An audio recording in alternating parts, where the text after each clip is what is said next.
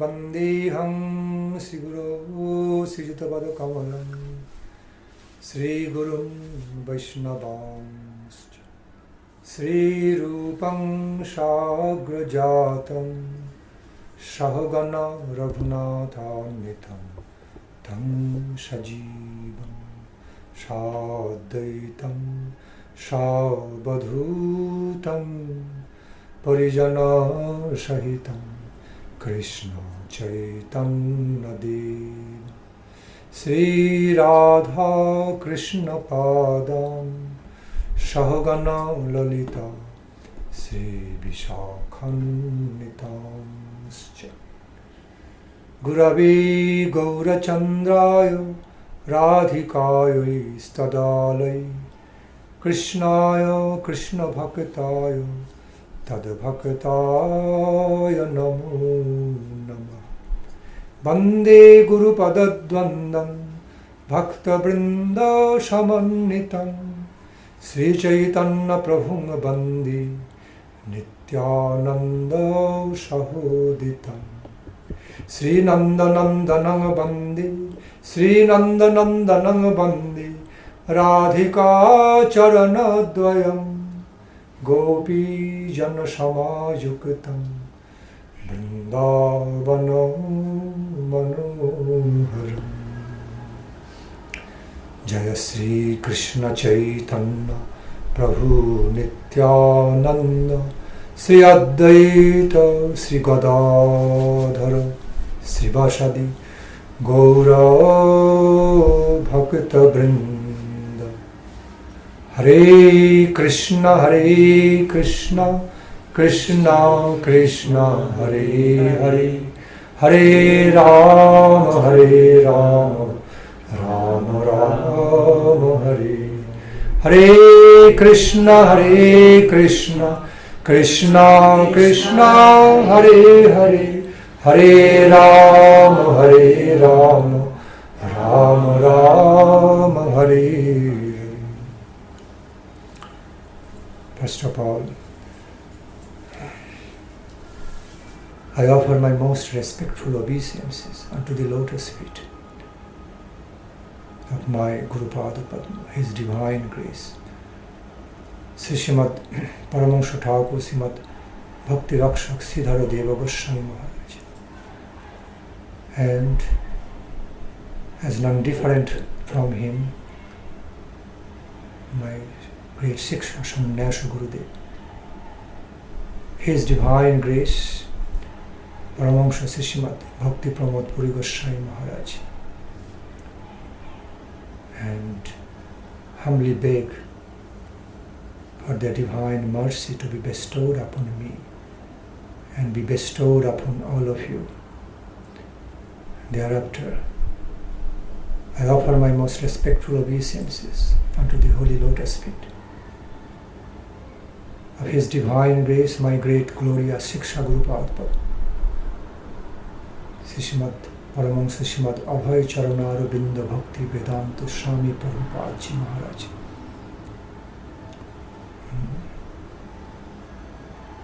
And also offer my humbly beg for His causeless mercy upon me, upon all of you. As next, offer my most humble prostrated obeisance unto the holy lotus feet of His Divine Grace Param Guru Pad Padma, Paramahansa Thakur Sri Srimad Bhakti Siddhanta Saraswati Goswami Prabhupada. Humbly pray for His causeless divine mercy to be bestowed upon me and upon all of you. All glories to all the Guru Varga and their divine mercy, mercifulness. All glories to Srila Bhakti Vedanta, Abhay Charanaravinda Bhakti Vedanta Swami Prabhupada, Saparsha Jagadguru, Bhakti Siddhanta, Saraswati Goswami Thakur Prabhupada. All glories to all the Guru Varga Vaishnava Vrinda.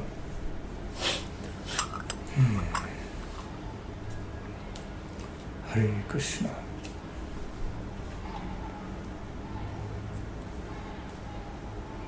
Hare Krishna. I know they are the disciples of many gurus, so I offer my respectful pranam to all the gurus of you all assembled here. Okay, my Vaishnava pranam to all acharyas, Vaishnava acharyas. The bandhana I did covers all the three bandhanas, the very nature and character of the three bandhanas I sang.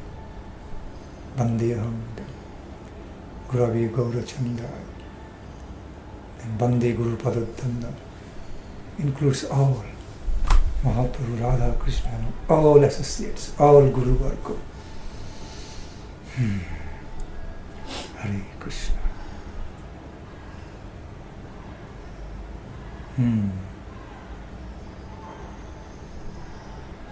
Hare Krishna.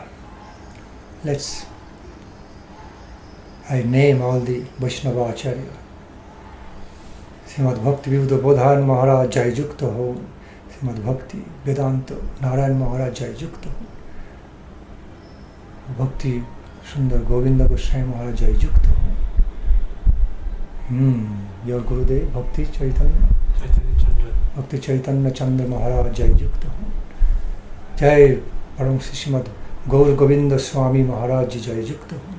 Srimad Param Srimad Bhakti Sarup Damodar Maharaj Jai Jukta Ho. Any other Guru Varga Guru? Gurus anybody's disciple of any Acharya?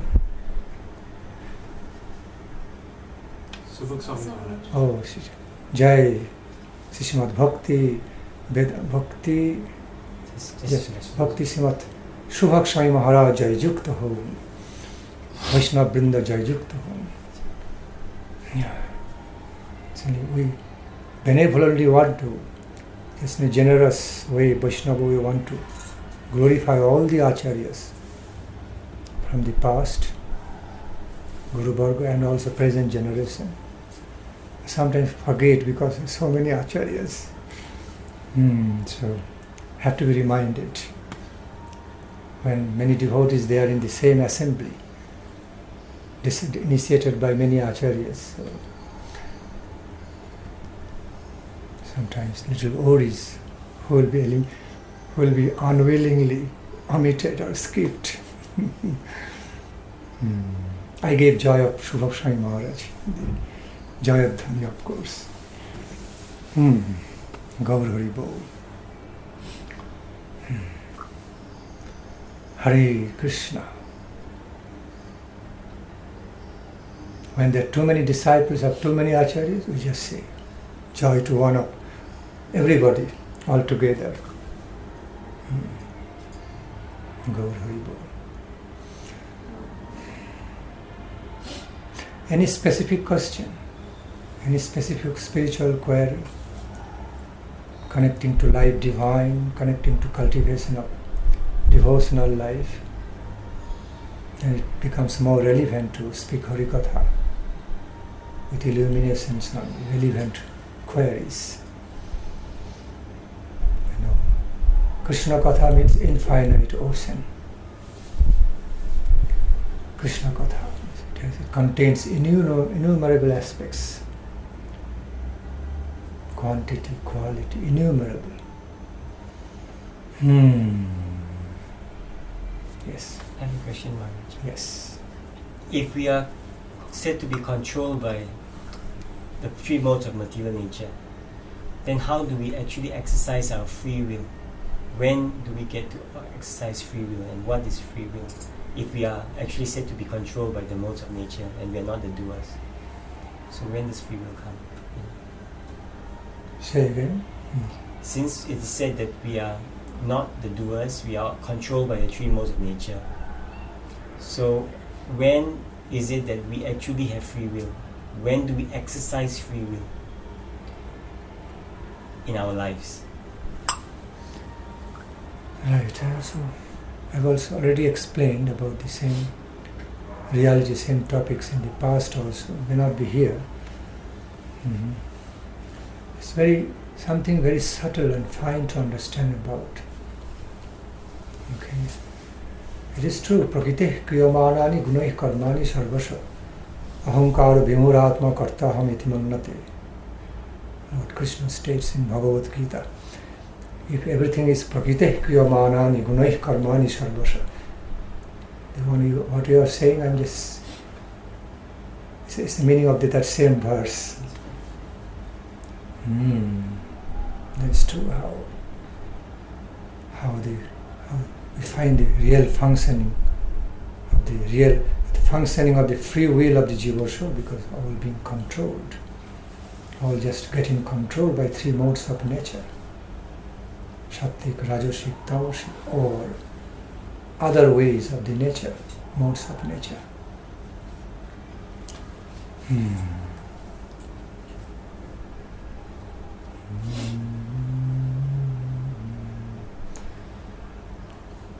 It has to be understood in the lights of the principle of marginal nature of the activities, marginal nature of the laws, systems, which is working between Supreme Lord, Supreme God, His potencies, and the Supreme God and Jiva souls, Jiva Shakti, Jiva potency, Tarasya Shakti, and this nature, universe. So, Supreme God, Krishna, His Jiva Shakti, and the creation of the universe. Universal nature, or just nature, prakriti, nature.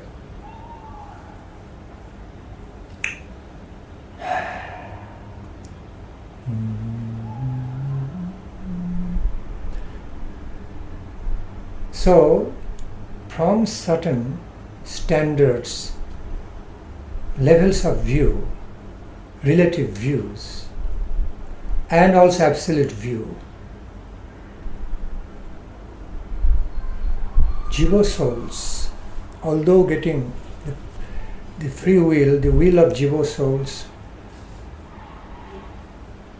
feeling, thinking, willings, all the conditioned Jiva souls, getting influenced by the three modes of nature, it is true. Yet, some way or other, within that, there is some functioning with the free will. Because by nature, marginal potential of Lord Krishna, which is called Jiva Shakti, is endowed with free will. It's stated clearly, very clearly stated by the Holy Scriptures. Very much endowed with free will. Because basically, originally, fundamentally, it's a potency of Krishna.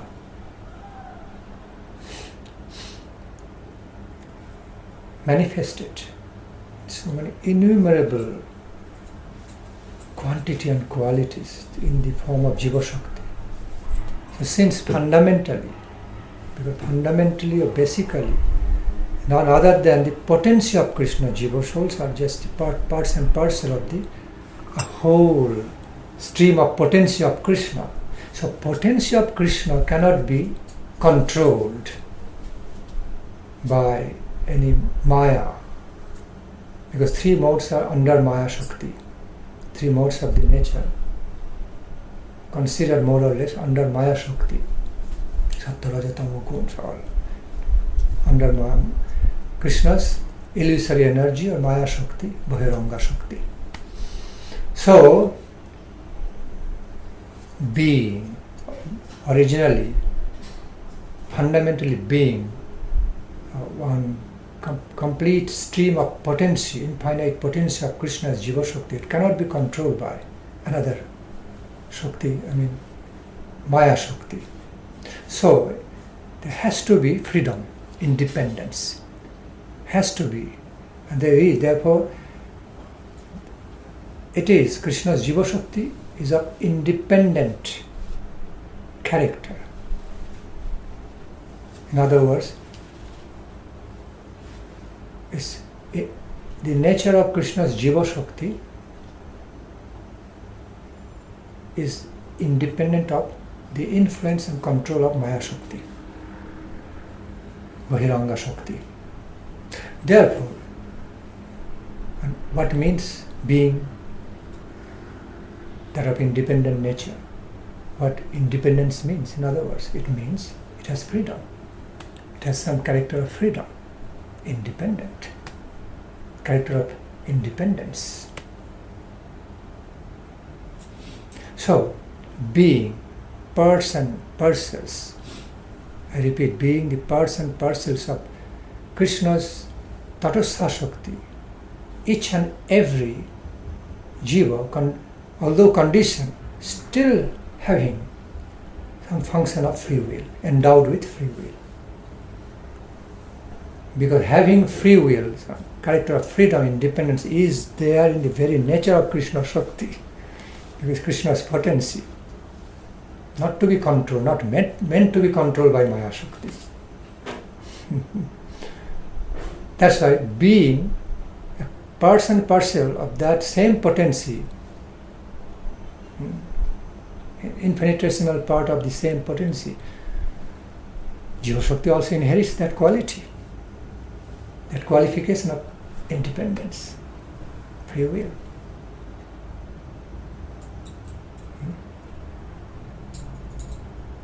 Like fire. Fire means it must have lights and heat. Must be qualified to burn and purify. So,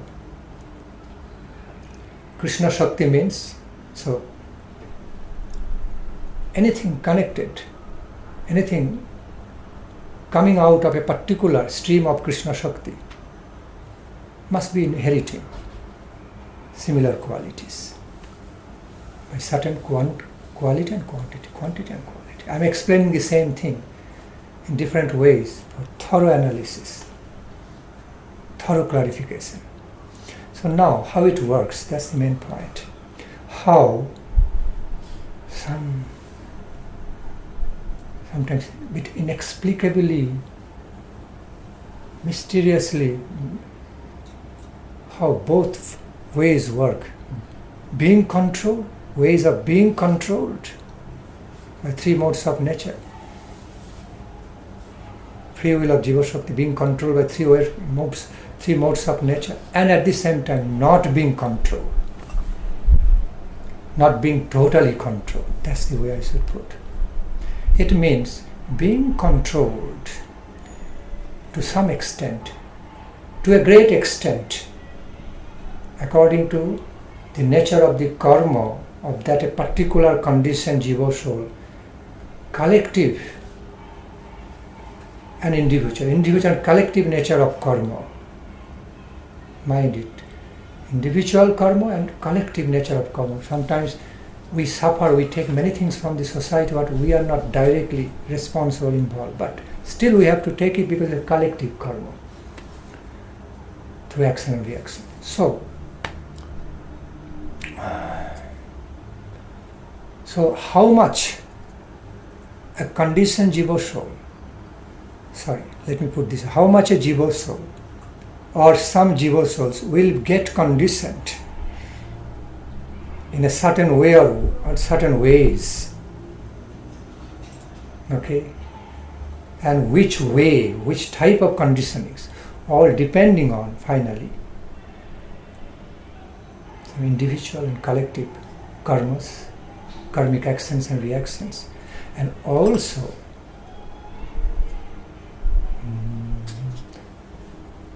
its own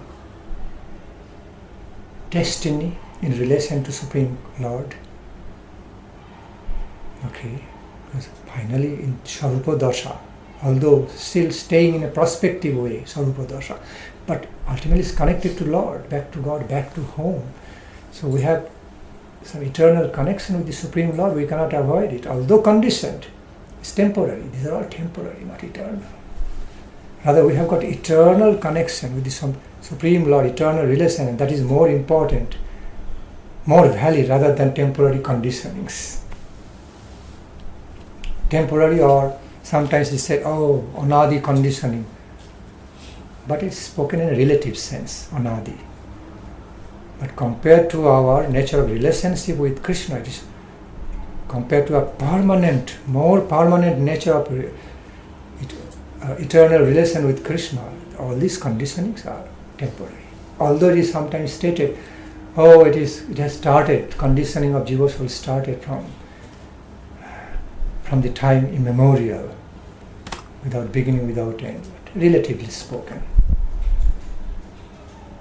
But the nature of our eternal relation, permanent relationship with Lord Krishna, Krishna Radhika Mahaprabhu, on the Swarupa level, which is very intrinsic, our Atma, Paramatma, related with Atma, Paramatma, is more important rather than a conditioned definition of the jiva souls. Because that is so great, that is transcendental, that is so great, glorious. After all, it is our relationship with our beloved Lord. It has to be powerful. It has to overpower. At some point, overpower everything, over all this mundane power. Mundane power energy cannot overpower that, ultimately. In ultimate sense, it's like some place of learning through experience.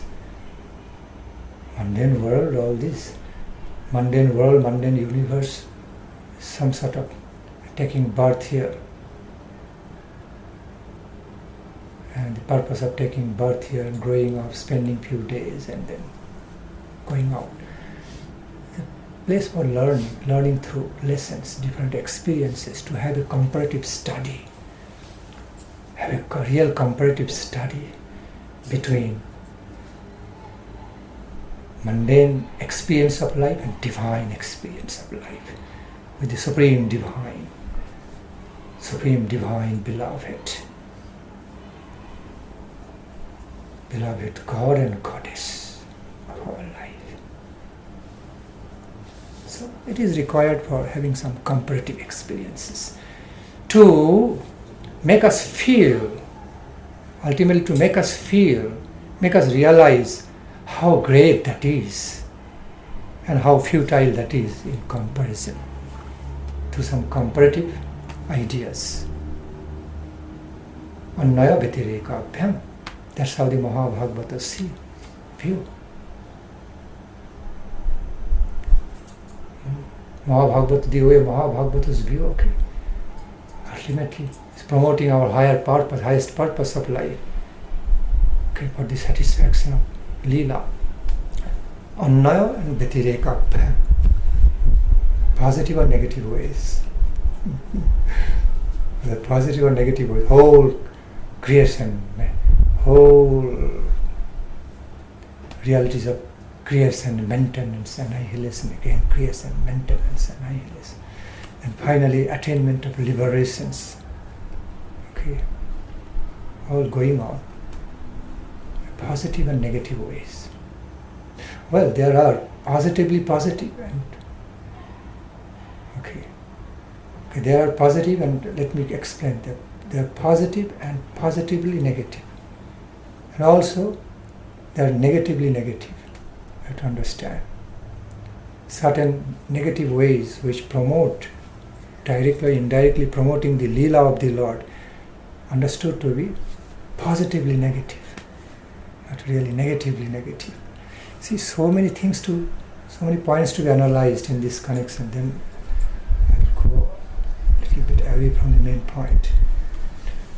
I'm not going into details about other aspects. So back to the point. Now, it's just at so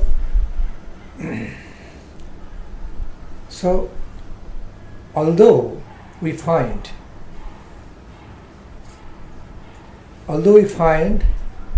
the conditionings in all the conditioned jiva souls, conditionings mean, in other words, being controlled by other conditions.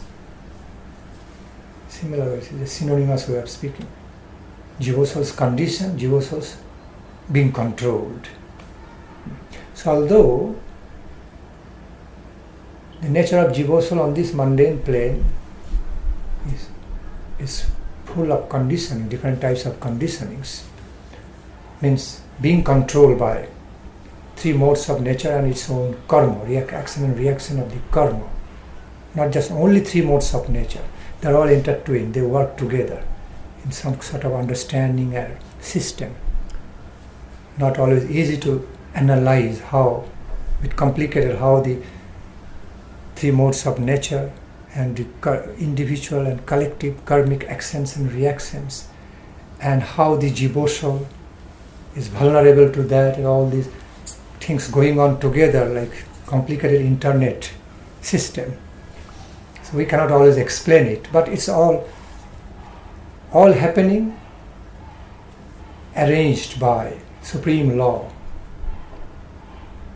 combined laws, okay, different combined laws in our life, okay, this plane of mundane existence, all happening like internet system, sophisticated, complicated, sophisticated, but reality. We cannot always clearly analyze how things are happening in which exact way. We can, some of the Mahabhagavata advanced devotees can, but they don't bother to go into details. What's the use? All being taken care of by natural, higher natural laws of karma, three modes of nature, destiny, finally destiny, prospective nature of our Swarupa. Although sleeping, but still it is there in a prospective way. As soon as we wake up, we attain that. Everything is there. Everything is there for us. Like we are dreaming. In dreaming we're seeing so many things. But as soon as we wake up from the dream, whole wakeful state of life is there. No, in the dream state. That's like our Swarupa Avastha. So back to the point.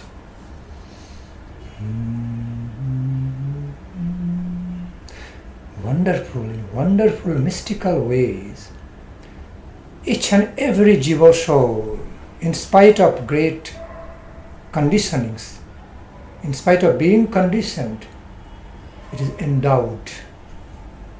He or she is endowed with some fine free will, functions of the free will.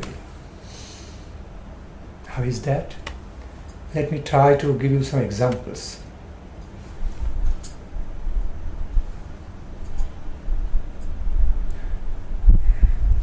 Like a baby, like a small child, like a baby crawling on the ground. See, a baby doesn't yet have the full knowledge to understand what is what. A baby, nature of baby is not yet to understand everything, what is good, what is bad, this and that, crawling. Okay. So, it is controlled by some intuition, some sort of intuitive ways, a baby, without much discriminations about whether good or bad, which is beneficial, not beneficial, which is okay, not okay, all this. Now, parents are the guardian of the babies. Like Paramatma says, Putastanu Mantacha Bharta Bhakta Maheshwara. Anyway, if I go to analyze each and every branch, I will be out of main point. So, parents are saying, hey, don't go to the baby, even small baby, just starting understanding parents' words, the hints coming from the parents by gesture, and baby can just in the initial stage of understanding of parents' hints, don't go, but still looking at the parents, still going and touching that, grabbing it. Sometimes listening to the parents, and very good. But sometimes maybe after, not in the full baby state, maybe in the very infant state, baby state, and when that same baby grows up a little child, sometimes listening to the parents, sometimes not listening. Okay. Now, Krishna. So happy to see all of you. So now, a baby or that child doesn't have freedom actually. It's controlled by intuitive laws, nature. Okay. Helplessly controlled by that. It doesn't yet know to judge, to make a choice, going by the intuition. Yet, there's some kind of options are open to those baby also in the baby level and child's level. It may go this direction or that direction. It may grab that or may not grab. It may listen to the parents or may not listen to. When listening to the parents, when parents say, hey, don't do that, don't play in that way, you'll get hurt, you'll fall down, you'll badly hurt, don't do it. Looking at the parents who are so excited, still going on just doing it, not listening. Then falling down, getting hurt, crying and learning through experience. And then parents say, look, see, I told you not to do, not to play like that. Still you did it. So you understand. You're not supposed to do. No, baby understands.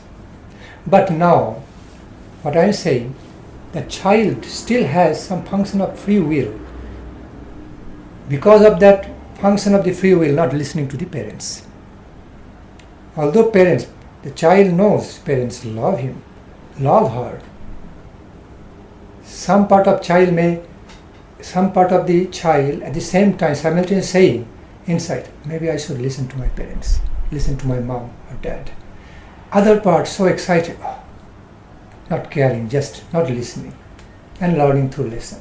So now, what is this? Control is there, conditioning is there in that child we find. What kind of conditioning? In one way, in one version, to one version, one definition, you can call it conditioning or child being controlled by some intuitive nature.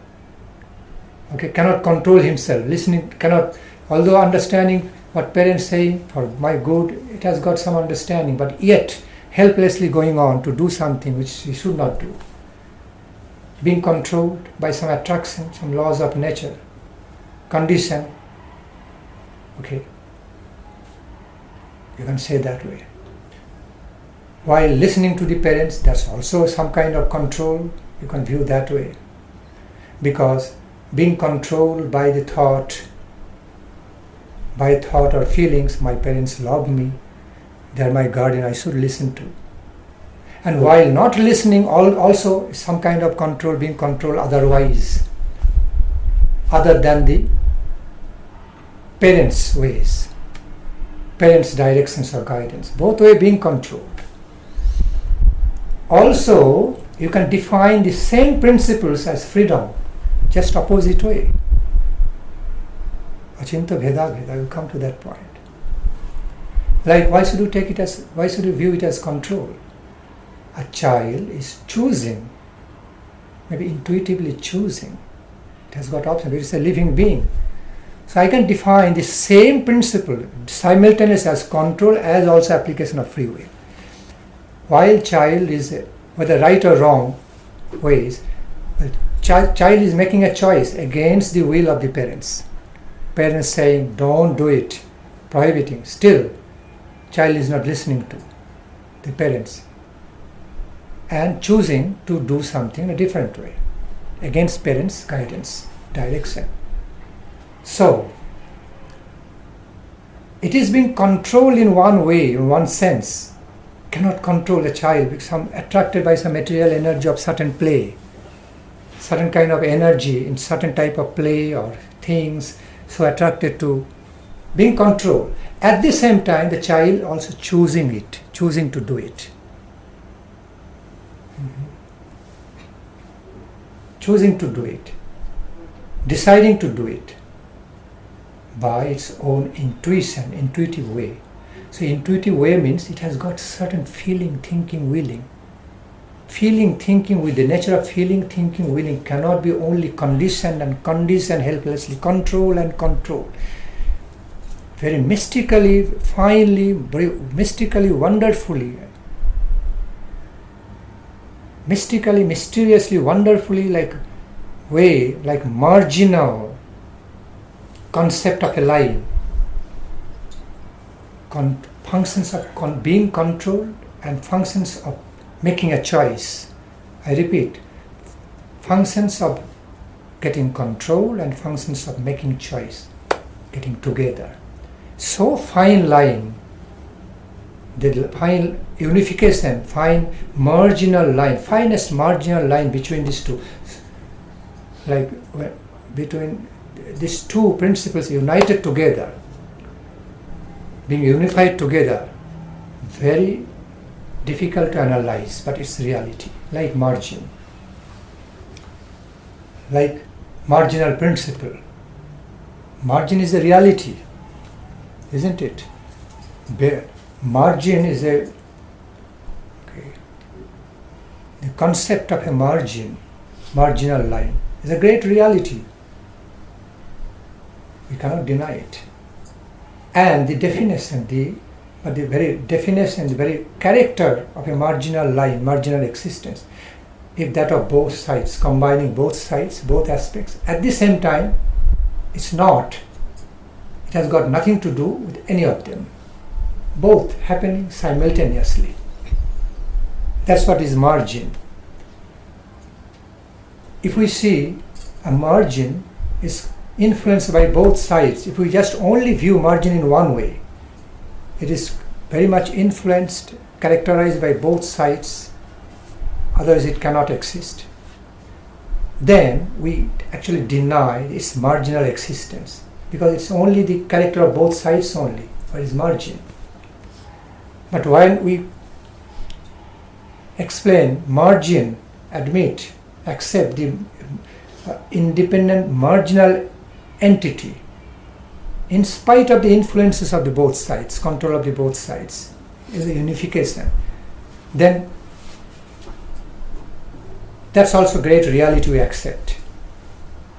So we have to accept both the great aspects of the reality of the marginal line, that it is the combination of both aspects coming together, being unified.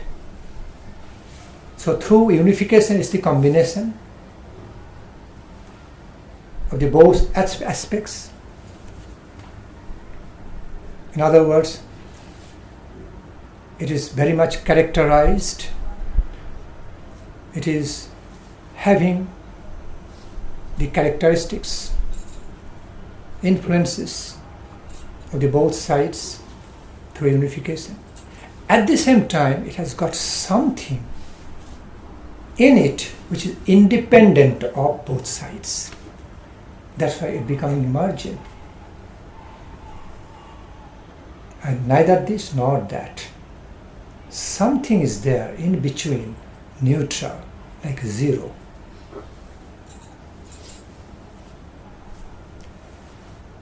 The concept of zero is very mysterious and wonderful, mystically wonderful. Zero is zero, completely neutral. In the mathematics, mathematics is one of the realities in our life, great realities. In every levels of our life, science, commerce, arts, everything so on. There are applications of the mathematics, mathematical calculation in different ways, different forms. So anyways, take the example of zero. In one side plus, one side minus. So zero, in one way, it is completely neutral, something completely neutral. A digit representing a completely neutral state. It is neither plus nor minus. At the same time, it is combining, connecting to both sides. In one side, is giving birth to pluses on the other side giving birth to minuses. So it is the combination, it is combining the two principles in it. One hand plus, one hand minus. Okay. But at the same time, by its own nature, by its own completely neutral nature, it is neither plus nor minus, in between. It's called zero. In some way it represents fullness, it also represents emptiness. You can take zero as very, very empty, totally neutral, empty. Sign of emptiness. That's what we call zero. On the other hand, it's not really zero. It's not really empty. It's not zero with the only concept of emptiness. Also it represents fullness. It can be a full circle. We can take it, same symbol, as like full sphere, like circle, full circle. Full of so many things, circle. But same thing, same figure is written as like nothing, emptiness. Mystical.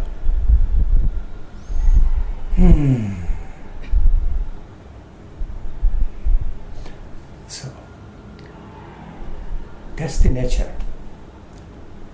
That's the nature how it works. Principle of controls, of the conditioning, various conditionings, and some ways, fine ways of the free will,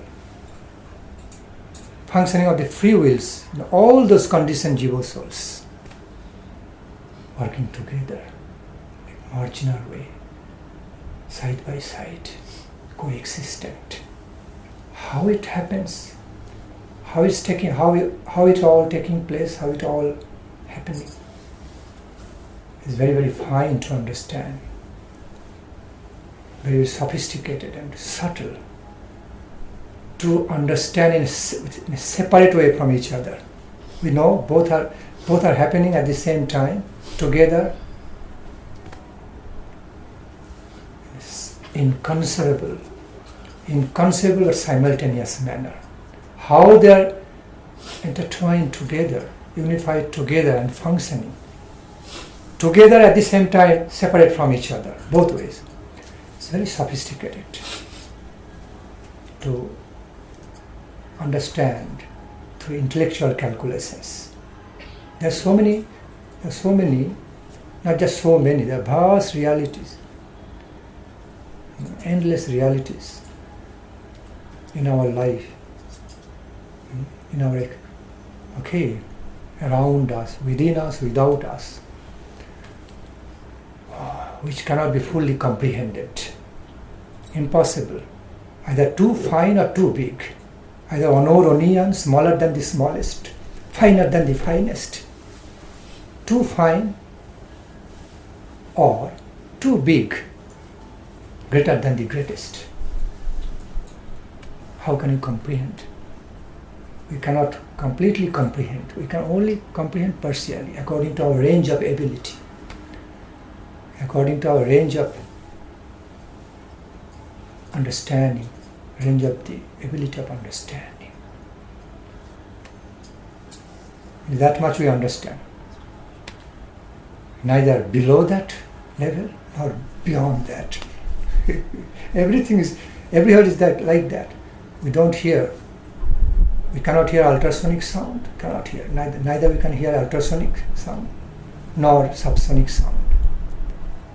I say. We neither hear subsonic sound nor ultrasonic sound. We can only hear in between, as our ear is able to hear. We cannot see too much light, cannot see anything in too much light or low light.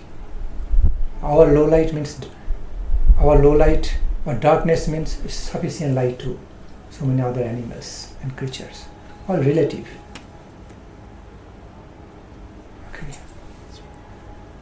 So the ability of the perceptions of different beings are differing from each other. Ability capabilities, range of the abilities of the perceptions of human beings or that of animals or other creatures, they're all different from each other, all relative.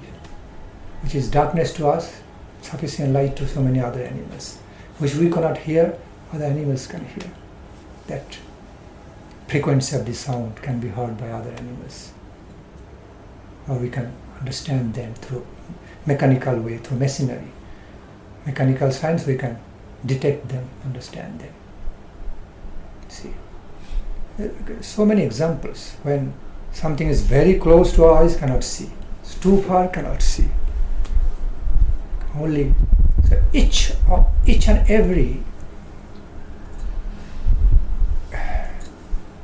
every abilities. Say, so each and every type of ability we find in us, all bound, conditioned within a certain range. We cannot comprehend. We can only comprehend within that range. Okay. Not lower than that, not below that, not beyond. So this is the reality. But now back to the point. Although we cannot comprehend, doesn't necessarily mean at all it's not happening. It's not reality. I cannot understand, but still it's happening. The reality is that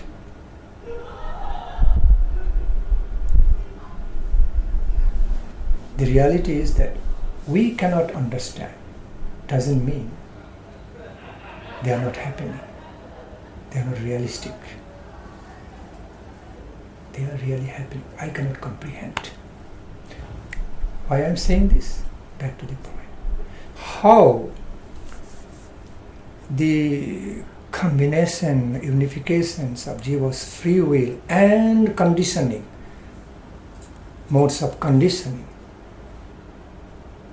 or should I call it modes of free will, both are working side by side, intertwined way, unified way, through margin, to certain marginal aspects. We cannot properly understand through intellectual calculation, but still it's happening. Therefore, again and again, such questions coming up. Such questions, fine questions, what we have just presented, very fine, subtle question. Again and again, it's coming up in the mind of the devotees, intelligent devotees.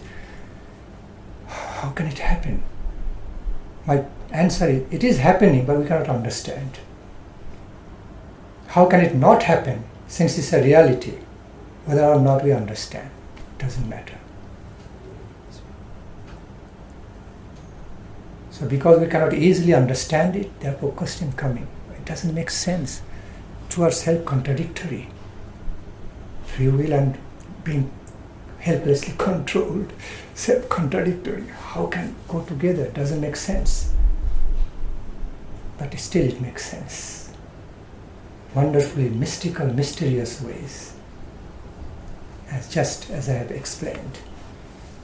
I can quote some other examples, try to give you some example other than child. Of course, main question will come when people make mistake. Also, free will is conditioning, and functions of the free will and conditioning both are there. I repeat, when people are making any type of mistake or grave mistake, they are not willingly doing. They don't want to do, but still is happening. What is that? It has very much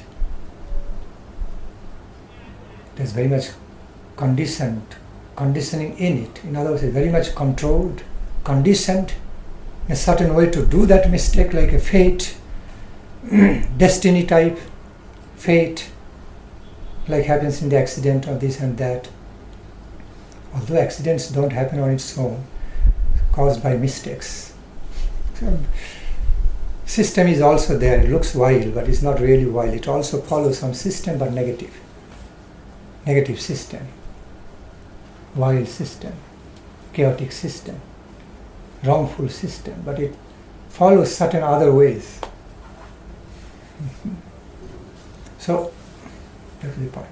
So So in that case, the people are doing good and bad, jivas are doing good and bad. And something like they're confused whether good or bad, they don't know, they can't understand. Confused.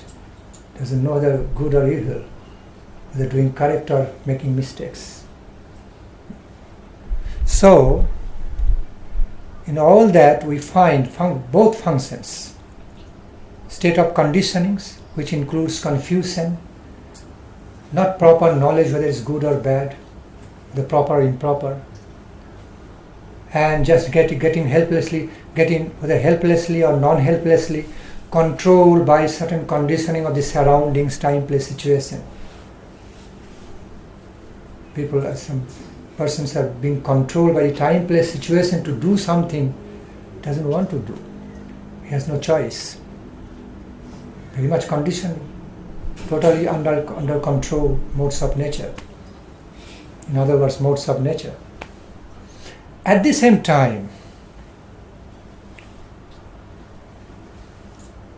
same people also looking for a way out of the problems. Trying to look for, decide, determined, should I do it or I should not do it? Okay, will it be good if I move this way or will it be bad? Thinking. Function of feeling, some thinking, feeling, willing is there. Trying to decide and making decision, whether right or wrong. Making a decision, whether right or wrong. Understand? That's the function of free will. Because now making a decision by choice, although sometimes no choice, but within that situation, almost no choice, helpless, still trying to survive. That's how many people survive. That's called survival of the fittest. They can do it. In the same time, place, situation, some are surviving, some are not. How you explain? Under the same time, place, situation. Not that one is enjoying another facility, one is being facilitated separately, another not. Not like that. Under the same time, place, situation, everybody is sharing. Some are surviving, some are not. Some are making right decision, some are not making wrong decision. Although right or wrong, whether right or wrong, survival or non-survival, okay,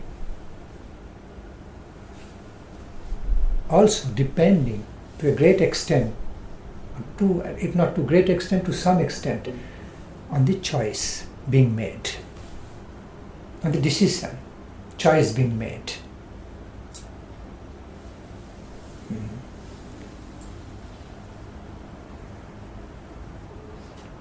Like when you put some attractive things before a child, it can make a choice to grab that or grab this, either both.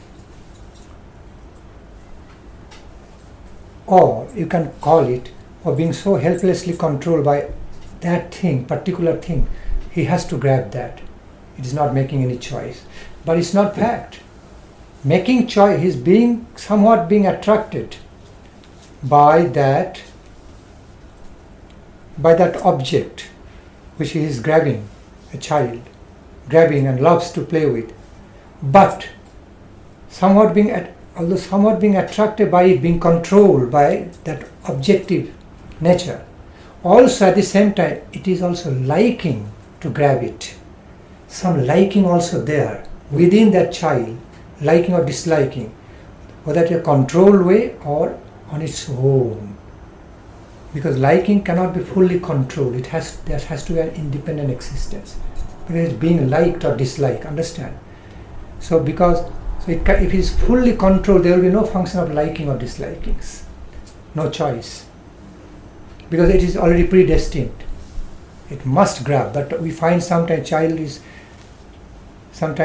is going to take that, all of a sudden changing mind, going this direction and grabbing, not that one. What is making that? Both are attracting. Something is there making it change mind. Changing mind.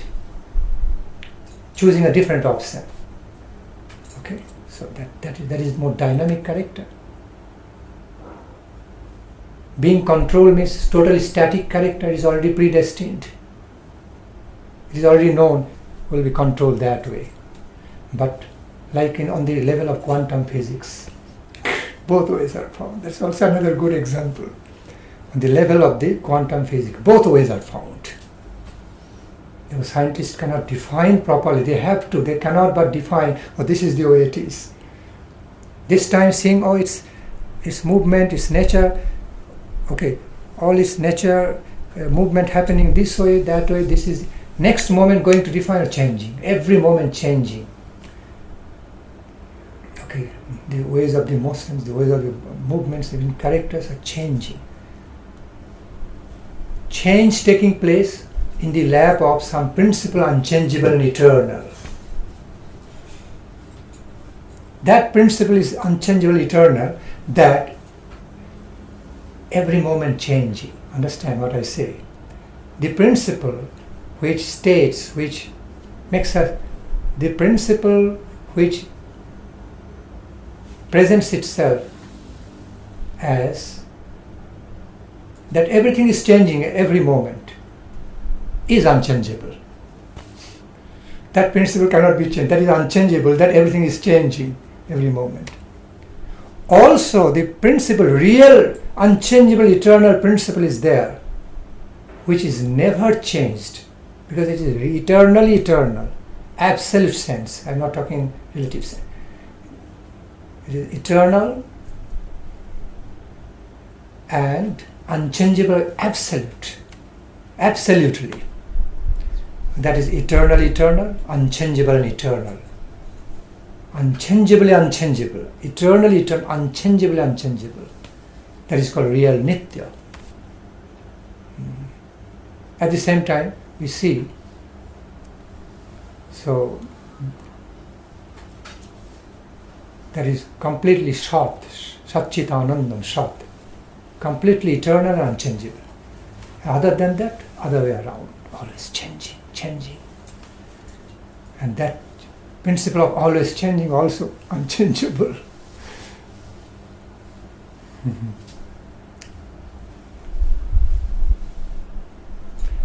Okay. Changeably unchangeable. So, back to the point. So, when a person is engaged in doing something, whether good or bad, right or wrong, or doing nothing, neutral, confused, perplexed, or not perplexed at all, just in a state of total equilibrium, doing nothing, inaction, almost not. Completely inaction cannot be, just comparatively. State of inaction. There is some condition, some principles controlling him, influencing that person to make that choice, to be in that state. At the same time, something is there beyond control. It's a free will that that person is accepting, liking his own will, accepting, choosing as one option, because he could have chosen another option. So because there are different options, change of mind can happen any moment. It means function of freedom there.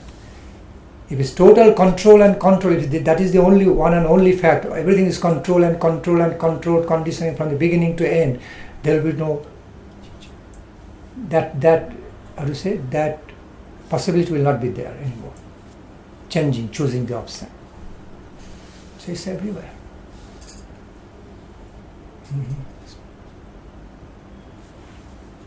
Ant is moving. Give you another example. Some ant is moving. Put some different types of molasses in front of an ant, different types of ant. Tell me which direction it will go. All are attractive.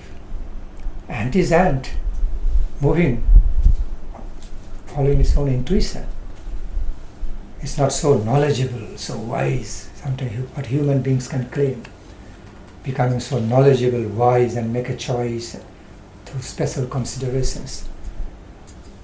Like animals, like ants, different creatures, they mostly move by their animalistic intuitions, natural intuitions, how freedom works.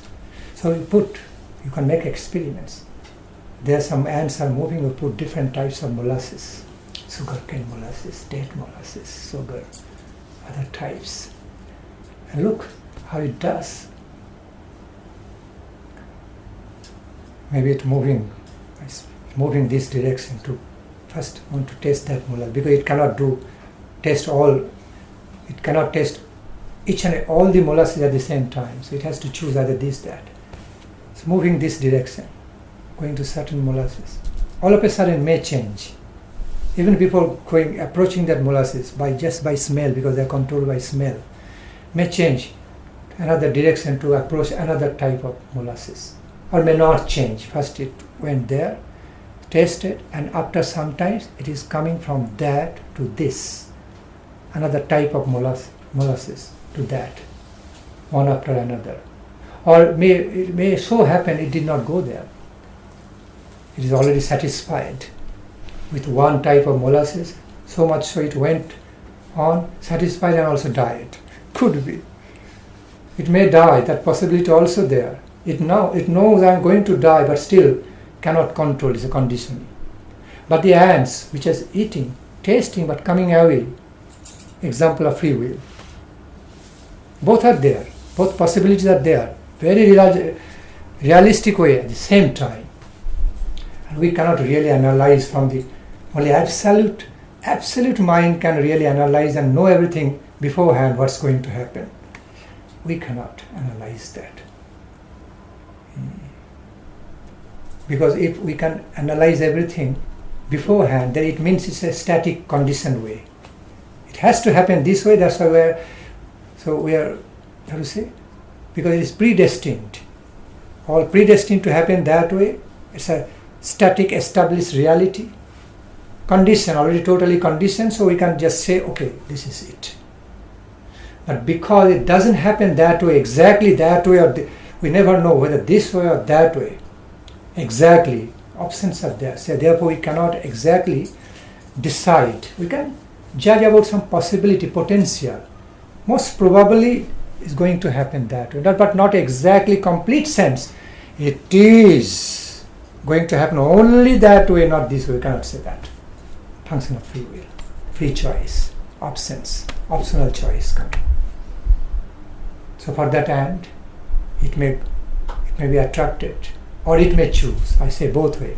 It may be controlled by the attraction of the particular type of molasses, either this direction on the left, or on its right, or in front.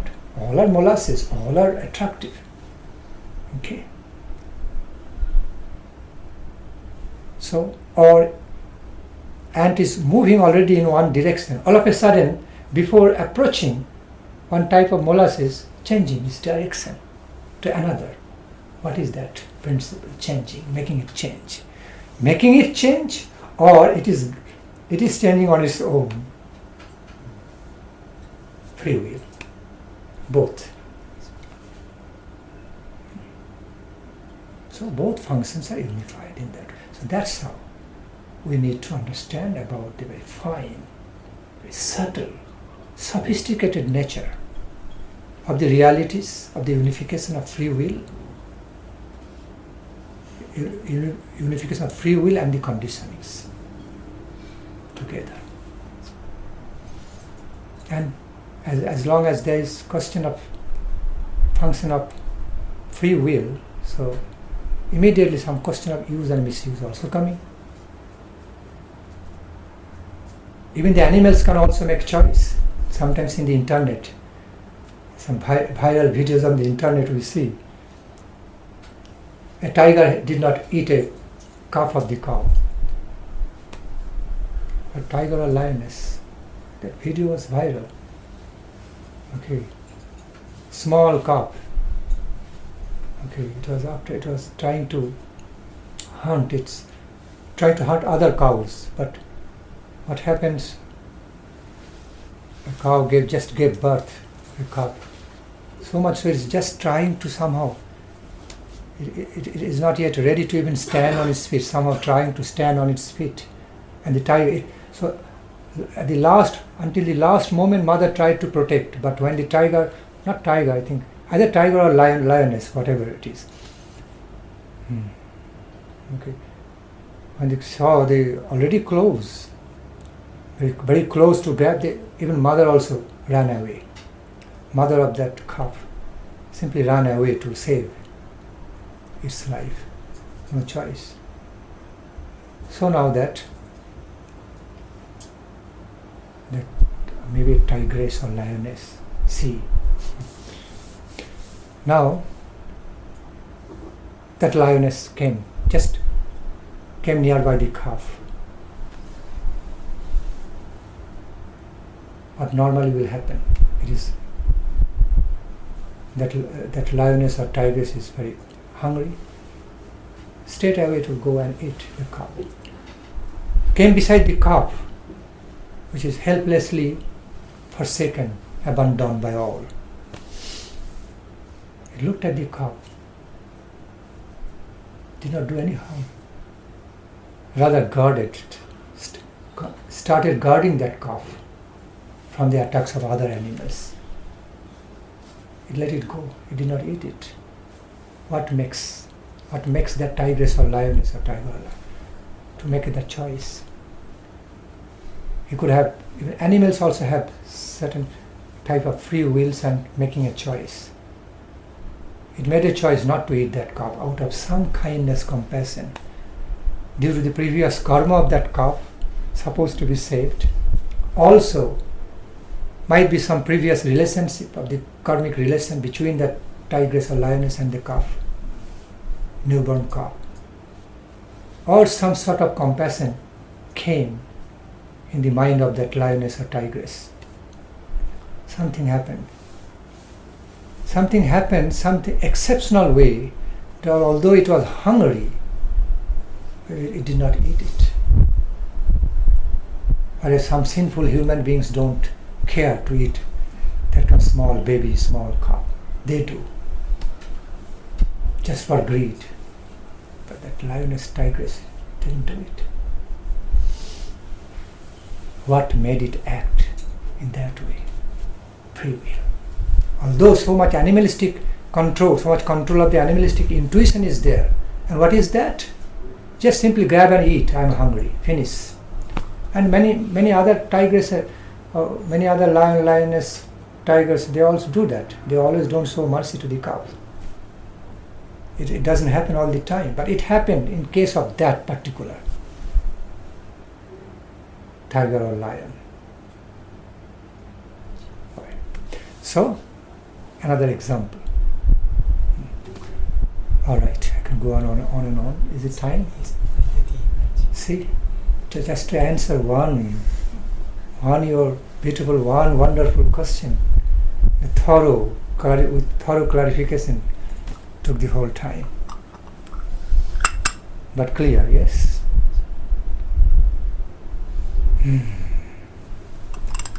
Chant Mahamantra. Yes, sir. Chant Mahamantra and finish.